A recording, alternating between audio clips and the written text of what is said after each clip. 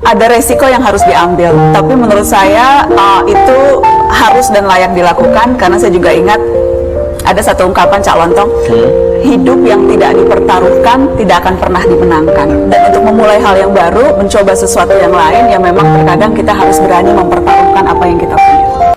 Assalamualaikum warahmatullahi wabarakatuh. Bismillahirrahmanirrahim. Asyhadu an la ilaha illallah wa asyhadu anna Muhammadar Rasulullah. Allahumma salli ala sayyidina Muhammad wa ala ali sayyidina Muhammad. Rabbi ishrah li sadri wa yassir li amri wahlul 'uqdatam min lisani yafqahu qawli. Amin. Bismillahirrahmanirrahim. Salam hormatku, salam ta'zimku, salam kasih sayangku kepada para sahabat-sahabatku tercinta, jamaah uripe Allah dimanapun Anda berada, baik yang ada di dalam ataupun yang ada di luar negeri. Semoga saya dan kita semua selalu di dalam petunjuk Allah Subhanahu wa ta'ala. Amin ya rabbal alamin. Sebelum kita awali kajian di pagi yang indah ini, marilah kita tetap kembangkan di dalam nyawa, kembangkan di dalam jiwa, kembangkan di dalam hati, kembangkan di dalam roh, kembangkan di dalam uripe Allah kalimat-kalimat thayyibah. Subhanallah walhamdulillah wa la ilaha illallah wallahu akbar wa la hawla wa la quwwata illa billahil aliyyil azim. Alhamdulillah rabbil alamin. Pada kali ini ada pertanyaan dari sahabat kita. Mari kita dengarkan bersama-sama.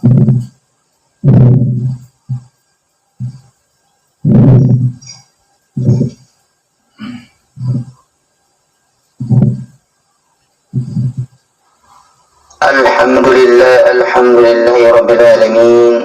Saya sudah menonton video Akang berulang kali dan saya sudah mengerti. Sebenarnya saya sudah mengerti bahwa tidak ada yang ada di dalam hati kita selain nyata dan wujudnya Allah Subhanahu wa ta'ala. Tidak ada yang bergerak dan diam, adalah semua kehendak Allah yang sang maha hidup atau hayatullah yang dihidupi, yang menghidupi badan-badan ini.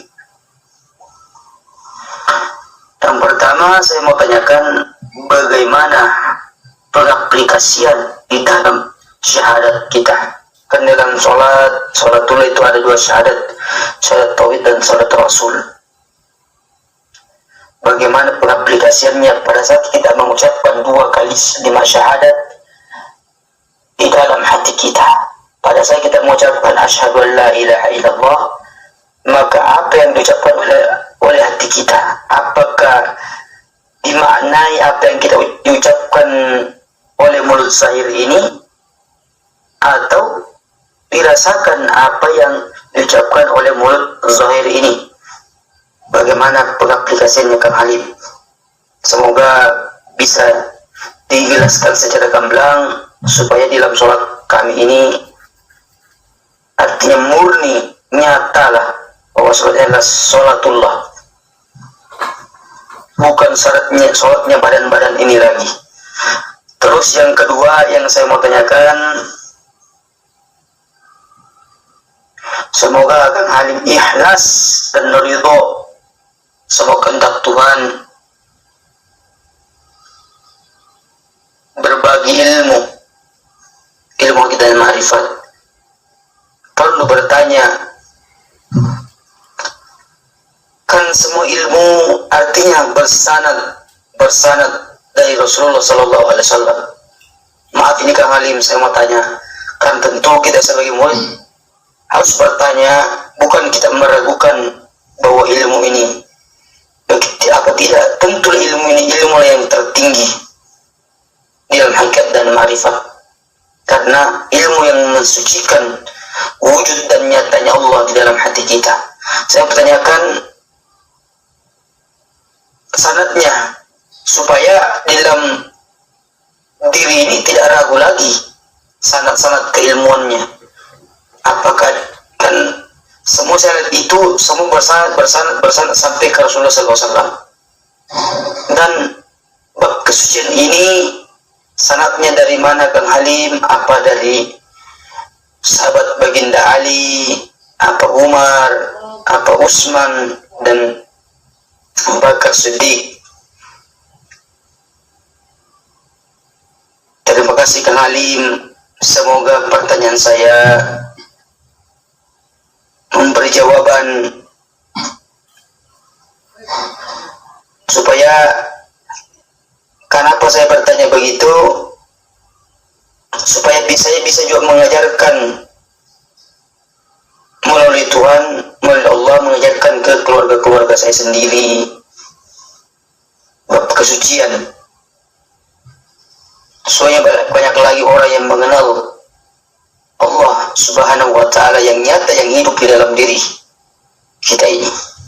Makanya kan tentu mereka tanyakan nanti, dari mana kamu belajar, apa sanadnya, apa babnya. Jadi saya juga menyampaikan nanti ke teman-teman, ke keluarga saya bahwa sanadnya ini, babnya ini, dan sanadnya dari ini dan bersambung ke Rasulullah Sallallahu Alaihi Wasallam. Terima kasih Abang Halim ilmunya. Semoga Abang Halim dan keluarga diberi keberkahan oleh Allah. Amin ya Rabb. Sang Maha Hidup yang menghidupi. Amin ya Rabbal Alamin. Alhamdulillahirabbil alamin. Sudah kita dengarkan bersama pertanyaan dari sahabat kita.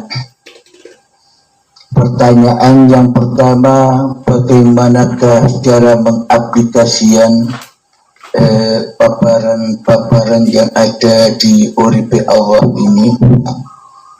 Dan yang kedua, dari manakah sanad-sanad keilmuan yang selama ini dipaparkan?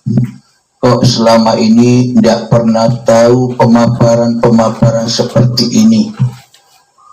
Anda jangan heran, saya pun juga tidak pernah tahu dari guru mana, dari manusia mana pemaparan-pemaparan ini saya dengar. Karena sesungguhnya sebelumnya pun juga belum pernah saya dengar. Sejak 2004 yang lalu, saya dan istri selalu mencari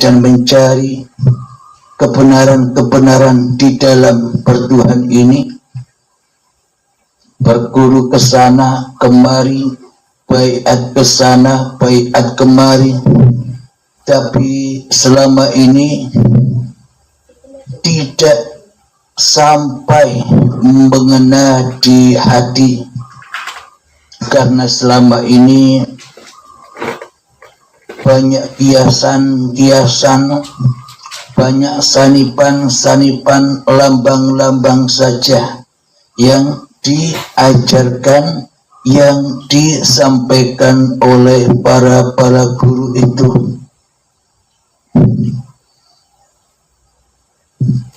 Sehingga tak satu pun guru bangsa manusia menuturkan, menyampaikan segamblang ini sebelumnya. Alhamdulillahirabbil alamin.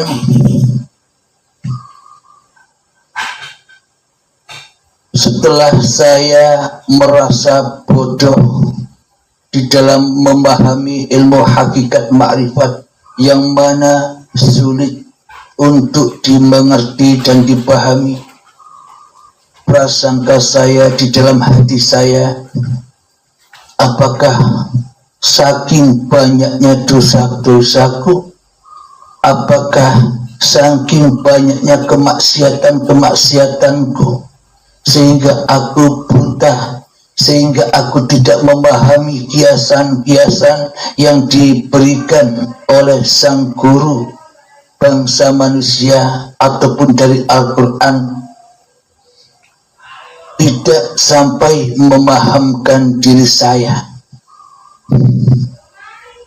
Bahkan kami sempat cemburu dengan kakak-kakak seperguruan yang kelihatannya sudah memahami apa-apa yang dipaparkan oleh sang guru.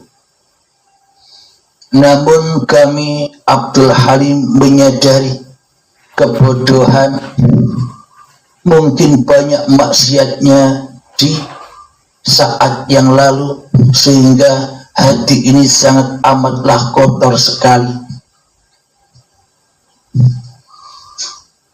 Alhamdulillahirabbil alamin, dengan berjalannya waktu, ketika suatu saat dihancurkan kehidupan saya oleh Allah, dihabiskan apa-apa yang saya miliki oleh Allah, rumah dihabiskan, harga diri dihabiskan, hutang-hutang tidak habis, malah tambah banyak. Saat itulah saya dibaiat langsung oleh Allah dengan cara diminta semua apa-apa yang aku bangga-banggakan selama ini. Diminta semua apa yang sudah saya kumpul-kumpulkan selama ini. Semuanya total jenderal. Kendaraan motor diambil oleh siapa? Diambil oleh dealernya karena tidak kuat membayar. Kerjaan sudah tidak bisa lagi. Rumah diminta oleh Allah, habis total. Itulah pelajaran hikmah yang teragung bagi diri saya. Ternyata di balik hikmah, ternyata di balik kiamat yang sesungguhnya, apapun yang kita miliki diambil paksa oleh Allah, itulah kiamat. Saat itulah dibangkitkan kesadaran saya bahwa saya ini bukan apa-apa dan bukan siapa-siapa. Itulah hari kebangkitan itu. Kebangkitan dari sosoknya Abdul Halimnya yang dulu merasa dirinya yang wujud. Kebangkitan dari sosok Abdul Halimnya dulu yang merasa diri Abdul Halimnya yang hidup. Inilah kebangkitan, maknanya Abdul Halimnya, oh ternyata Abdul Halim itu bukan apa-apa dan bukan siapa-siapa di sisi Tuhannya. Inilah kebangkitan itu, bangkit kesadarannya bahwa tiada hal di alam semesta ini kecuali Allah. Tiada hal di alam raya ini kecuali uripe Allah. Jadi itulah yang dimaknai hari kebangkitan. Setelah hari kebangkitan tiba, maka berarti kan sudah melewati alam kematian. Jadi alam kematian itulah pintu syarat utama. Jadi penghancuran hak-hak milik yang selama ini diakui milik manusianya, itulah yang syarat agar diri manusianya buntung, tidak ada kekuatannya lagi setelah dihabiskan total jenderal apa-apa yang kita kumpulkan, setelah diinjak-injak harga diri, dicemooh, dihina. Tapi di balik itu semua ternyata ada hikmah. Allah kasih sayang pada kita semua di balik ujian dan penderitaan itu. Setelah bangkit kesadarannya, berarti kan bukan bangkit Abdul Halimnya. Sementara selama ini pemahaman kita, hari kebangkitan itu bangkit makhluknya, berarti ya bukan hari kebangkitan. Maknanya selama ini kan Abdul Halim tertidurnya di dalam keduniawiaannya, tertidurnya di dalam kewujudan Abdul Halimnya, tertidurnya di dalam kekuasaan Abdul Halimnya, tertidurnya di dalam Abdul Halim merasa hidup dan yang merasa bisa bersandiwara sendiri di atas dunia ini tanpa Tuhannya. Jadi Abdul Halimnya beraktivitas sendiri, Abdul Halimnya merasa bersendirian dengan segala amal dan ibadahnya, seolah-olah hanya Abdul Halimlah yang bisa mengerjakan apa-apa yang diinginkan oleh Abdul Halimnya di hatinya. Seolah-olah tanpa Tuhan Abdul Halim bisa hidup, seolah-olah tanpa Allah Abdul Halim bisa ngapa-ngapain. Sementara Allah sudah aku bunuh kehidupannya, sementara Allah sudah aku cabut rohnya. Padahal di dalam Al-Quran, kutiupkan rohku, kata Allah. Tapi mengapa selama ini aku cabut roh Tuhan sebagai rohku, sehingga aku akui roh itu aku. Inilah kebutaan mata hatiku selama ini, sehingga aku Abdul Halim tersesat jauh dari jalan-jalan Tuhanku, tersesat jauh dari uripe Allah yang aku akui sebagai uripe Abdul Halimnya selama ini. Sehingga ku bangunlah solatku, sehingga ku bangunlah ibadah-ibadahku, sehingga ku bangunlah solawatanku, zikiranku, kebaikan-kebaikanku. Oh ternyata semakin ku bangun sholat-sholatku, oh ternyata semakin ku bangun ibadah-ibadahku, oh ternyata semakin ku bangun memperbanyak sholawatan-sholawatanku, oh ternyata ketika ku bangun zikiran-zikiranku, usaha-usahaku, kekuatan-kekuatanku di dalam kehidupan ini, malah aku semakin jauh dan jauh dari Tuhanku. Allah semakin goib dan semakin goib. Allah semakin mati dan semakin mati buatku di hatiku. Yang hidup hanyalah aku, yang berkuasa hanyalah Abdul Halim. Sementara Abdul Halim tak butuh Allah, karena Abdul Halim lebih cinta mewujudkan, mempertuhankan Abdul Halimnya sendiri di hatinya daripada mewujudkan pencipta Abdul Halim di hatinya. Semakin aku merasa bangga dengan amal-amalku, semakin aku bertambah merasa mulia dengan ilmu-ilmuku. Oh ternyata semakin jauh dan semakin jauh jiwaku kepada Tuhanku selama ini. Alhamdulillahirabbil alamin.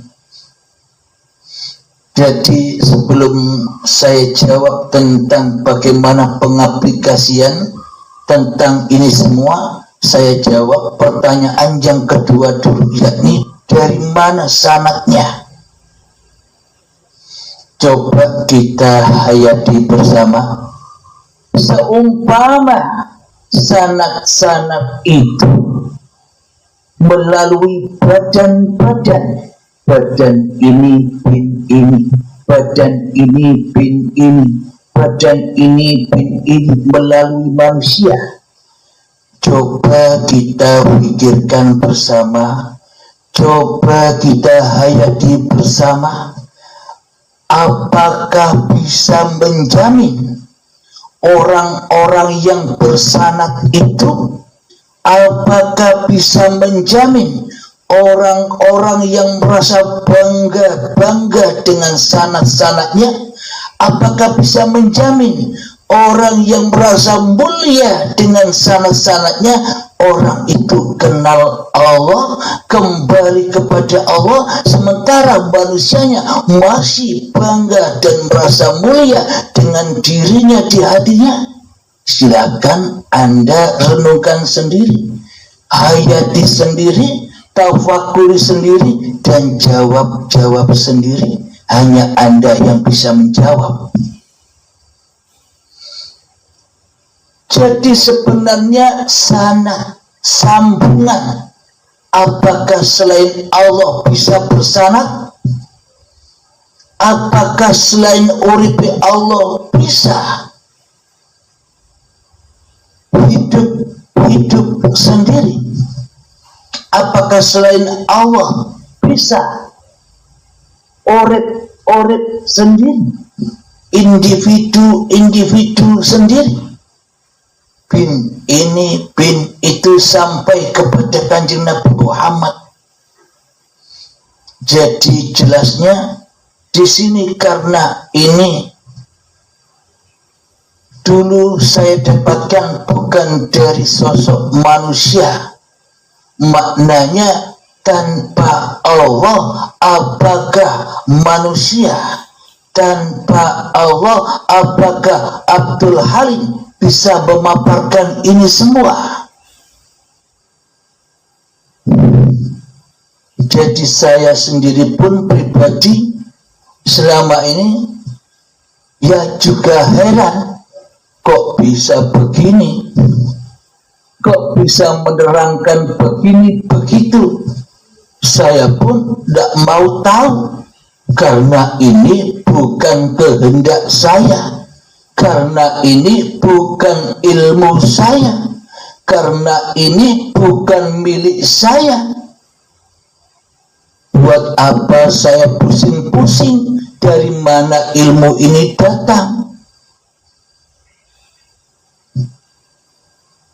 Bila ilmu ini saya dapatkan dari guru-guru bangsa manusia, maka selamanya tak akan pernah ada keterangan-keterangan segamblang ini ada di YouTube dan Anda terima dan Anda perdengarkan selama ini. Bila ini ilmu dari sanad-sanad bangsa manusia, coba kita hayati bersama, coba kita renungkan bersama, coba kita pikirkan bersama. Bila ini ilmu dari manusia, berarti aku pun Abdul Halim pasti menyangka bahwa ilmu yang selama ini dipaparkan adalah ilmu Abdul Halimnya. Bila Abdul Halim ini merasa bangga dengan sanad-sanad manusia, coba Anda renungkan, bila ini ilmu dari Abdul Halimnya, kira-kira bisa tersampaikan secara umum seperti ini di YouTube. Bila ini ilmu-ilmu Abdul Halimnya, apakah ini bukan ilmu yang sangat amat mahal? Meskipun ditukar dengan dunia diserupakan intan permata termahal pun tidak akan bisa mengganti ilmu Allah ini. Bila ini ilmuku Abdul Halim, bagaimana mungkin aku mengupas ini di YouTube? Mendingan ya saya simpan sendiri, saya bukukan dan akan saya jual dengan harga yang fantastik, dengan harga yang mahal, karena kupasan-kupasan ini tidak pernah didengar oleh manusia.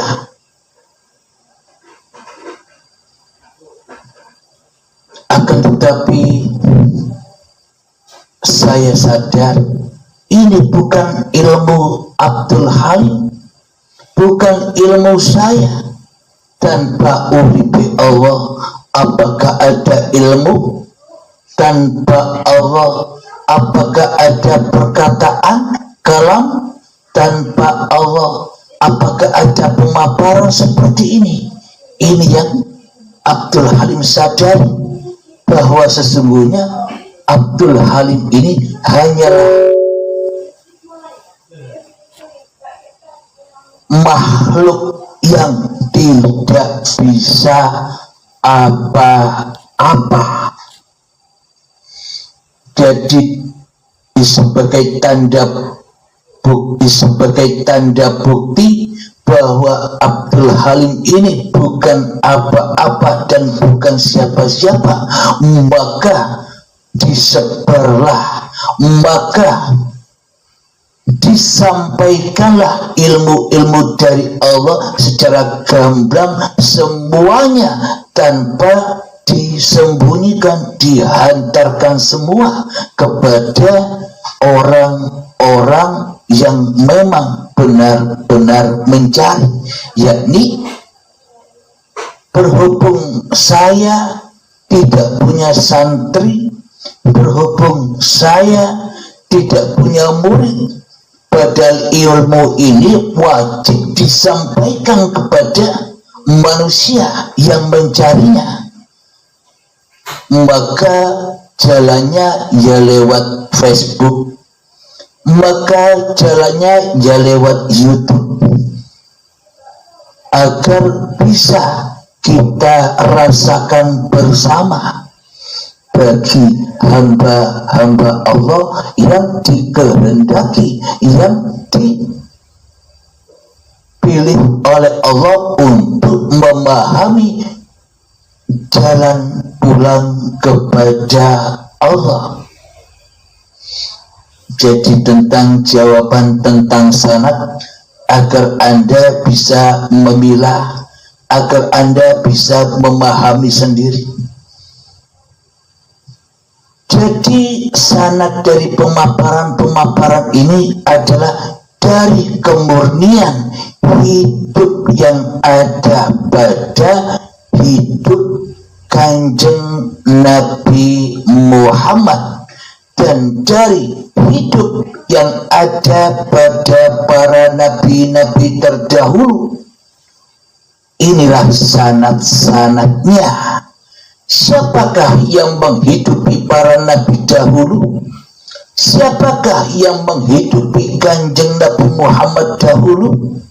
Siapakah yang menghidupi saya dan yang menghidupi Anda, kita semua saat ini? Apakah itu hidup yang sama atau hidup yang berbeda-beda? Bila kita belum Islam, ya anggapan kita hidup itu banyak. Karena di dalam hati kita tidak bertuhan, melainkan mentuhankan hawa nafsunya sendiri. Sehingga menyangka hidup itu banyak. Itulah syirik. Itulah mensekutukan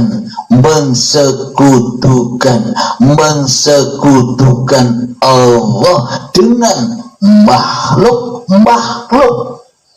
Akhirnya terjadilah sanad-sanad ini bin ini bin ini bin ini sampai kepada jasadnya Kanjeng Nabi Muhammad. Selama ini kan yang dibangga-banggakan, selama ini kan yang dimulia-muliakan hanyalah badan-badan manusianya.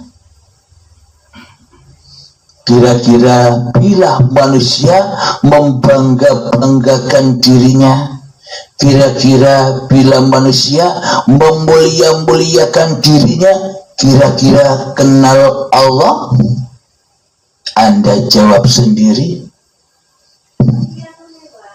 Jangankan membangga-banggakan dirinya dengan sanad-sanadnya, jangankan memulia-muliakan dirinya dengan sanad-sanadnya, ada setitik, ada sebijil darah kesombongan di dalam hati kita, maka jauh dari Allah.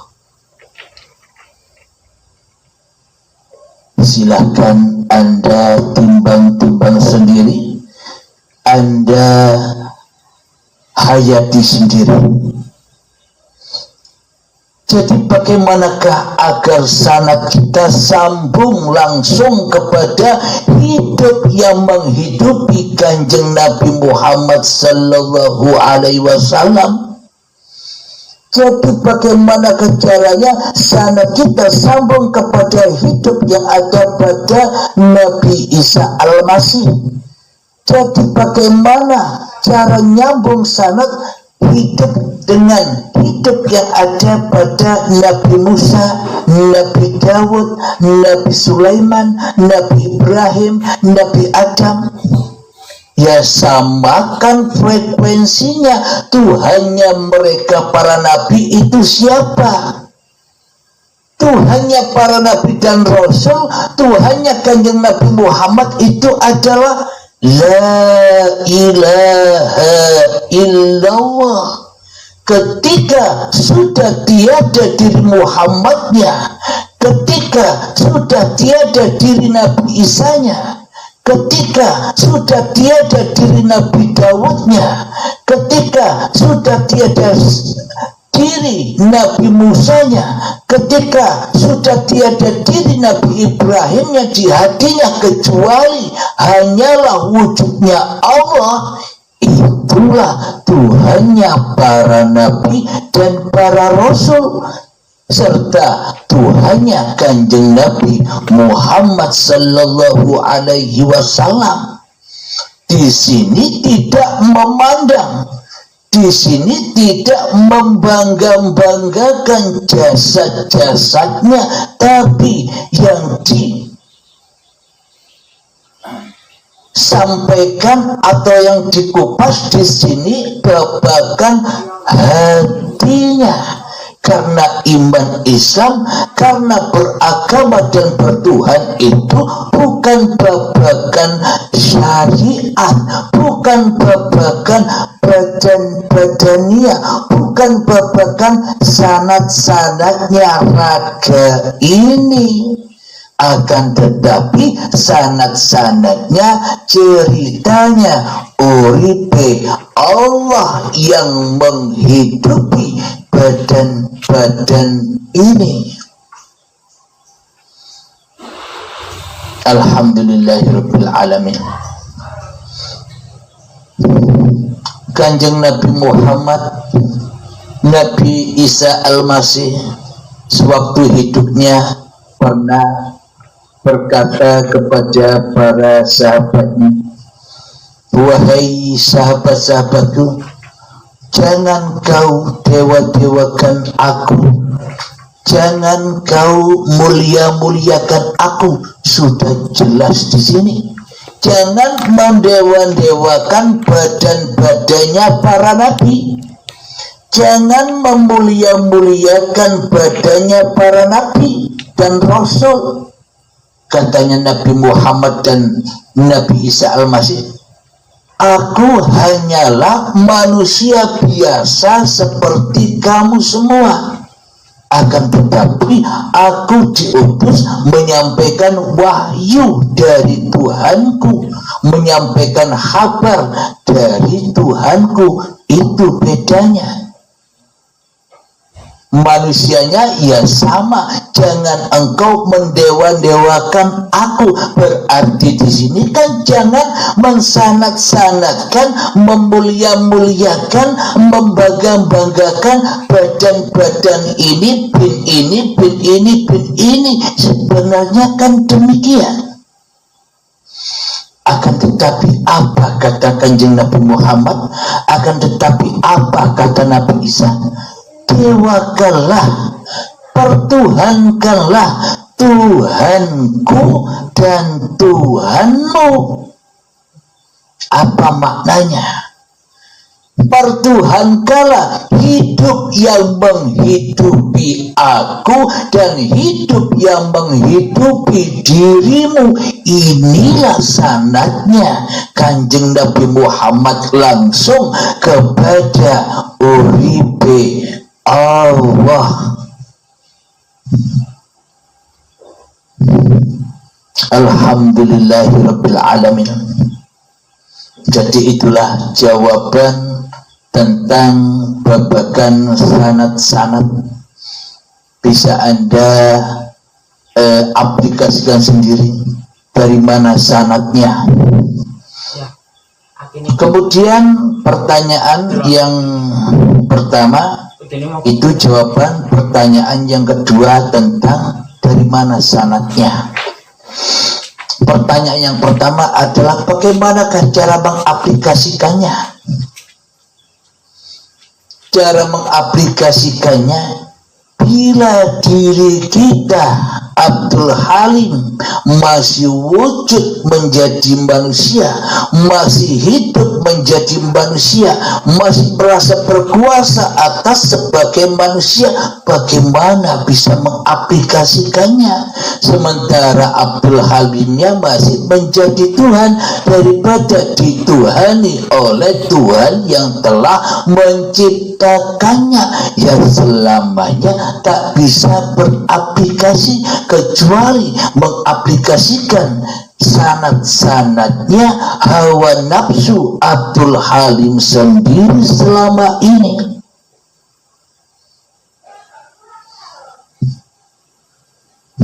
Jadi cara pengaplikasiannya ya kita belajar berperang dan berperang melawan diri sampai endingnya ketemu dengan akhir zaman, dengan hari akhir sampai kiamatnya dirimu, sampai kau tinggalkan harta-hartamu, sampai kau tinggalkan harga-harga dirimu, sampai kau tinggalkan cinta-cintamu yang selain Allah selama ini, sampai kau tinggalkan jasad-jasadmu, sampai kau tinggalkan hidup-hidupmu. Maka setelah kematianmu datang di saat lagu zuhudmu, maka itulah yang dikatakan hari akhir, hari kiamat. Bagi siapa? Bagi tiap-tiap diri manusia yang sudah sampai kepada kematiannya. Jadi yang dimaksud iman kepada hari kiamat itu bukan iman dengan hari kiamat yang tidak ada selama ini, belum terjadi. Jangan salah kaprah, jangan salah sangka. Itulah yang membuat manusia terbelenggu terus dengan hawa nafsunya, karena hanya memandang, hanya membangga-banggakan yang luar saja. Sedangkan kiamat yang di luar itu bukan urusan manusia. Kanjeng Nabi Muhammad saja ketika suatu saat berkumpul dengan sahabat-sahabatnya, ada malaikat Jibril yang menyerupai manusia langsung datang duduk di depan Nabi dan melekatkan lututnya kepada lututnya Nabi Muhammad seraya bertanya, Muhammad, aku bertanya, kapan datangnya hari kiamat itu? Kemudian Nabi Muhammad terdiam sejenak, akhirnya ada jawabannya, kiamat itu hanyalah urusan Tuhanku. Kiamat yang di luar itu maknanya. Jadi kiamat yang kita sangka-sangka selama ini, hancurnya langit dan bumi, hancurnya gunung-gunung, tumpahnya lautan, itu jangan kita pedulikan kapan datangnya. Karena itu bukan urusan manusia, itu urusannya Allah. Jika iman kepada hari kiamat itu yang dipegang, maknanya iman kepada hari kiamat itu yang kiamat yang di luar itu yang harus disaksikan, maka tentunya ya tidak ada para nabi, maka tentunya tidak ada para rasul, maka tentunya tidak ada para aulia bila kiamatnya belum datang. Kenapa? Karena belum menyaksikan, karena belum mengalami kiamat itu sendiri. Coba Anda hayati. Oh, jadi kiamat-kiamat yang dimaksud Allah, iman kepada hari kiamat maknanya apa? Iman kepada bahwa dirimu itu sebenarnya mati.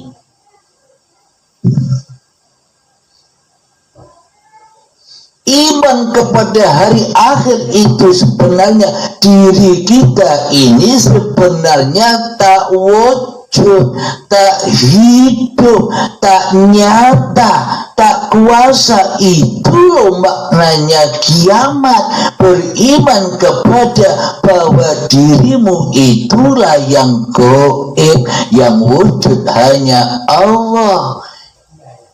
Alladzina yu'minuna bil ghaibi. Orang-orang mukmin itu adalah orang yang percaya bahwa sebenarnya dirinya itu gaib. Masa Allah itu gaib? Masa diri kita ini wujud? Berarti bila diri kita ini yang wujud, berarti selama ini kita belum masuk Islam, karena akidahnya bukan akidah agama Islam. Karena di dalam Islam ajarannya wujud kidam baka, yang wujud hanya Allah, yang tak wujud selain Allah itu ajaran Allah, itu ajaran Islam. Berarti kan kita selama ini belum masuk Islam jiwanya.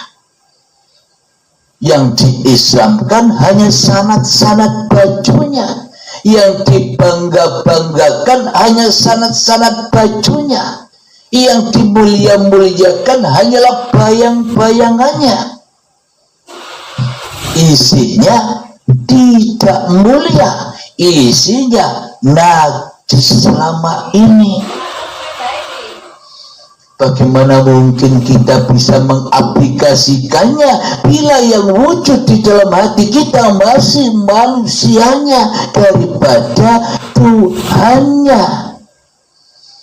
Jadi yang dimaksud iman kepada hari akhir, iman kepada hari kiamat setelah diri kita mati di dalam baiat.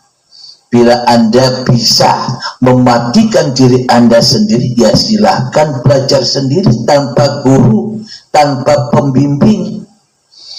Tapi ada makalah belajar tanpa guru berarti setanlah yang menjadi gurunya. Itulah yang harus kita ingat. Alhamdulillahirabbil alamin. Jadi di dalam latih hening, latih mensunyikan diri itu jalan awal untuk kita berontak dari penjajahan selama ini di hati kita.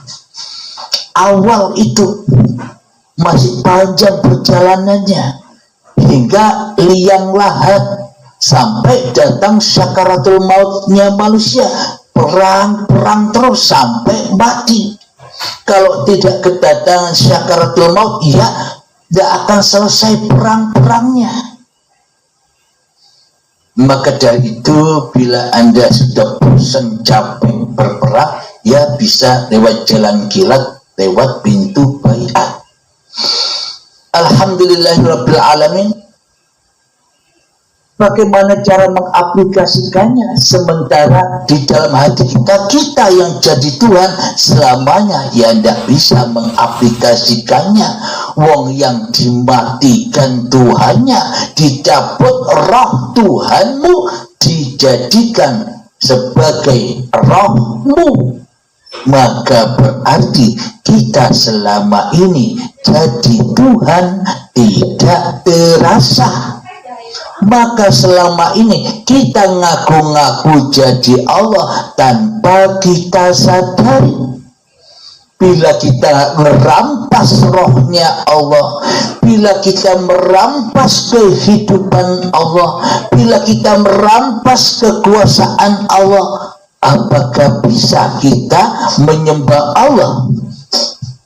Sementara diri kita mentuhankan awake dewe. Inilah menyimpangnya diri kita kepada Allah selama ini. Kenapa? Karena hati kita keras melebihi kerasnya batu, sehingga kita berada di dalam nerakanya Allah yang panas dan yang memanaskan. Kita disibukkan, dipanaskan dengan urusan-urusan selain Allah, karena kita tidak menjadi hamba Allah tapi menjadi hambanya setan, berkumpul setan. Kalau setannya tidak panas, kitanya yang panas. Diadu domba, dihadapkan, dibentar-benturkan dengan agama lain, dengan hukum-hukum yang lain yang tidak serasi dengan hukum yang kita miliki. Gampang kita diadu. Karena apa? Karena kita hambanya setan selama ini. Kita nurut kepada setan selama ini, ya gampang dirasuli oleh setan, ya gampang disuruh-suruh oleh setan. Karena kita selama ini tidak suka, tidak cinta menjadi Rasulullah, karena kita selama ini tidak cinta, tidak suka menjadi pesuruh-pesuruh Allah. Jadi syaratnya untuk menjadi Rasulullah, jadi syaratnya untuk menjadi pesuruh-pesuruh Allah, ya perang dulu, matikan dirimu, hancurkan dirimu, malamkan dirimu, heningkan dirimu, tiadakan dirimu di hatimu. Itulah iman kepada hari kiamat itu. Jadi ketika sudah datang hari kiamat, maka datanglah juga hari kebangkitan. Bangkitlah kesadaran di dalam bertuhan bahwa yang ada, yang wujud, yang hidup hanyalah Allah. Itulah yang dimaksud beramal soleh.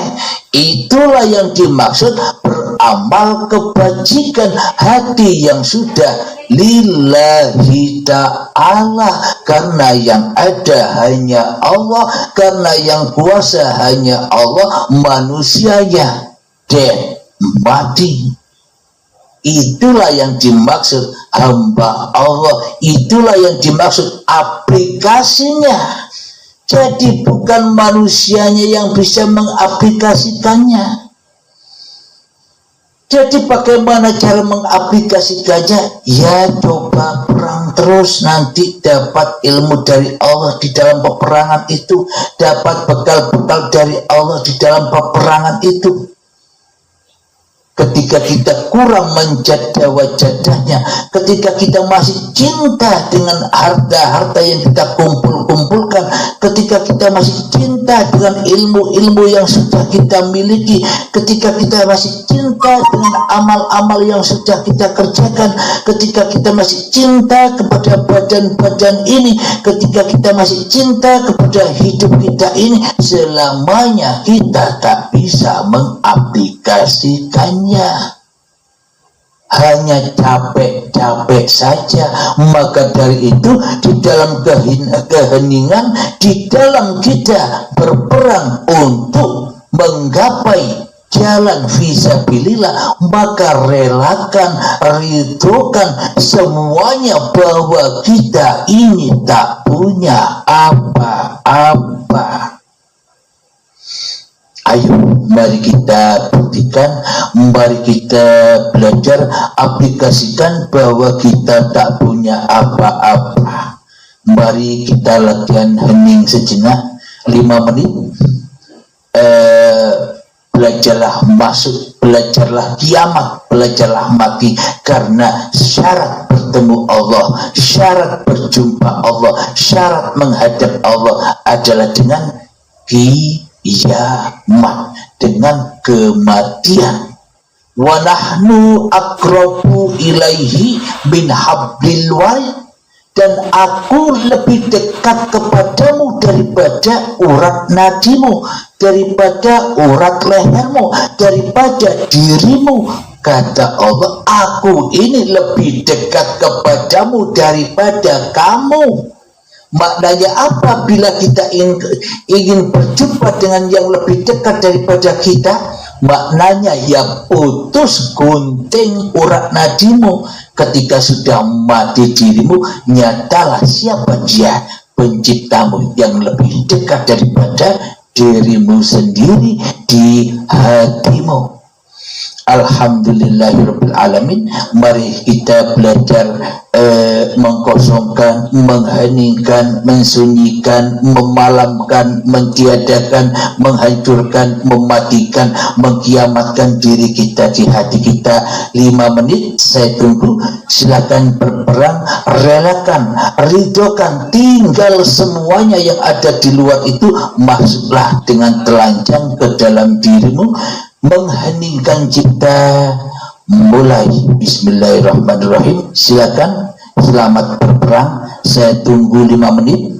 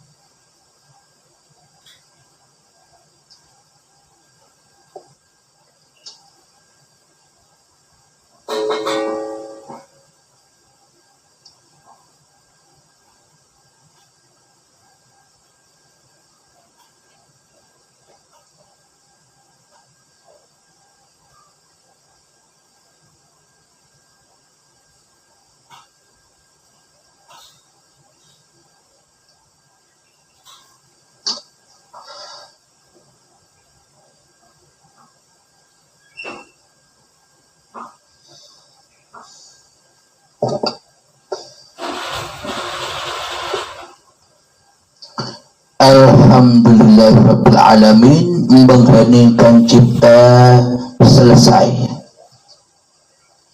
Jadi bisa diceritakan pengalaman-pengalaman Anda di dalam berperang ini lewat admin 0822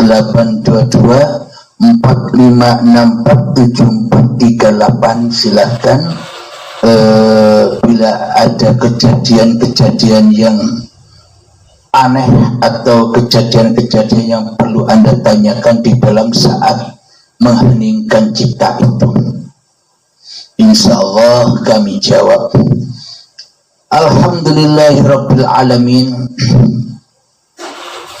Jadi untuk pengaplikasian itu harus dengan rela, ridho bahwa diri kita sebenarnya tidak ada. Terus kalau kita tidak ada, terus kalau kita tidak wujud, terus kalau kita tidak hidup, apa bisa kita mengaplikasikannya? Selama kita merasa bisa mengaplikasikannya, ya selama itu pula kita tak bisa mengaplikasikannya. Karena manusia berbangga-bangga diri dengan aplikasi hawa nafsunya, selamanya manusia tak mau mati, selamanya manusia takkan pernah berjumpa dengan kiamatnya sendiri-sendiri. Alhamdulillahirabbil alamin. Jadi maka jelaslah dua pertanyaan tadi. Bagaimana cara mengaplikasikan paparan-paparan wahyu Allah dan dari mana sanad-sanadnya? Apakah mungkin manusia bersanad? Apakah mungkin badan-badan ini bersanad? Bila tanpa yang menciptakan sanad, bila tanpa yang menciptakan badan. Jadi jangan pernah lagi membangga-banggakan badan-badanmu. Jadi bertaubatlah dari membangga-banggakan ilmu-ilmumu. Jadi bertaubatlah dari membangga-banggakan amal-amalmu, dan endingnya jangan bertaubatlah dari membangga-banggakan hidup dan badanmu, karena semua itu sesungguhnya bukan manusia. Apakah kita tahu bahwa diri kita ini adalah manusia tanpa Allah? Apakah kita tahu bahwa diri kita bernama Abdul Halim tanpa uripe Allah? Silakan dipahami, silakan dihayati. Berarti lebih mulia mana antara jasad dan hidup? Lebih mulia mana antara uripe Allah dengan yang diuripi manusia ini? Alhamdulillahirabbil alamin. Semoga pemaparan ini dapat kita pahami dengan mudah, dapat kita aplikasikan dengan mudah dengan pertolongan Allah Subhanahu wa taala. Amin ya rabbal alamin. Bagaimana cara kita mendapatkan pertolongan Allah? Ya jangan jadi Allah, biar Allah yang menolong. Bila kita masih wujud, bila kita masih hidup, bila kita masih merasa berkuasa, dan bila kita masih menjadi Allah, bagaimana mungkin Allah menolong kita?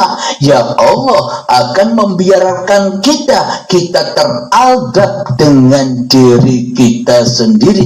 Kita terzalimi oleh kezaliman kita sendiri selama ini. Alhamdulillahirabbil alamin. Semoga saya khususnya dan kita semua, para sahabat-sahabatku yang kucintai, semoga kita tetap di jalan fisabilillah. Amin ya rabbal alamin. Sebelum kita akhiri, marilah kita gemahkan sholawat dolimin daf'ul bala, agar kita taubat dari zalim-zalimnya hati kita selama ini, agar lahirlah, agar bangkitlah Muhammad yang selama ini terpendam di hati kita. Kalau tidak bangkit Muhammadnya, kalau tidak bangkit kerasulannya setelah kematian diri kita, mana mungkin kita bisa menyaksikan ati Allah wa ati Rasul. Allahumma salli ala Sayyidina Muhammad wa ashdili zalimin bi zalimin. Allahumma salli ala Sayyidina Muhammad wa ashghili zalimin bi zalimin wa ahrijna min bainihim salimin wa ala alihi wa sahbihi ajma'in. Alhamdulillahirabbil alamin. Allahumma ya qadiyal hajat, Allahumma ya mujibad da'awat, Allahumma ya rafi'ad darajat, Allahumma ya muhillal muskilat, Allahumma ya syafiyal amrad, Allahumma ya kafiyal muhimmat, Allahumma ya dafi'al baliyat, Allahumma khtim lana bil iman, Allahumma khtim lana bil islam, bijahi sayyidil mursalin. Rabbana atina fid dunya hasanah wa fil akhirati hasanah wa qina adzabannar. Wa sallallahu ala sayyidina Muhammad wa ala alihi wa sahbihi wa sallam. Walhamdulillahi rabbil alamin. Akhirul kalam. Assalamualaikum warahmatullahi wabarakatuh.